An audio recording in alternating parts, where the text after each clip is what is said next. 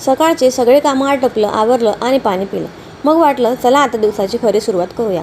मग नाश्त्याला आज केले होते डोसे. सकाळ झाली की माझी रुटीन आपोआप सुरू होते.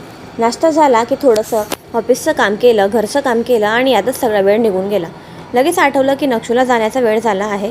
सो लगेच तयारी केली आणि त्याला घ्यायला जाताना मनात एकच विचार असतो की हा आता काहीतरी दुकानावरनं मागेल. सो घरून त्याला खायला एक चॉकलेट नेली होती मी आणि किती त्यांना सांगितलं तरी त्यांना समजत नाही की चॉकलेट खायचं नाही, पण त्यांना एवढं आवडतं की त्यांना चॉकलेट द्यावंच लागतं. सो त्याला एक चॉकलेट दिलं तरी आमचं मन काही भरलं नव्हतं. तरी आम्ही दुकानाकडे वळून बघत होतो, पण कसं तरी त्याला आणलं मी घरी. आणि मग आम्ही बसलो थोडं निवांत घरी आणि म्हटलं चला आज याला सहजच एक विचारलं, आज शाळेत काय शिकलास? तर साहेबांचं उत्तर ऐकून मीच थक्क झाले. तू बघ, मी तुझा व्हिडिओ रेकॉर्ड करतो.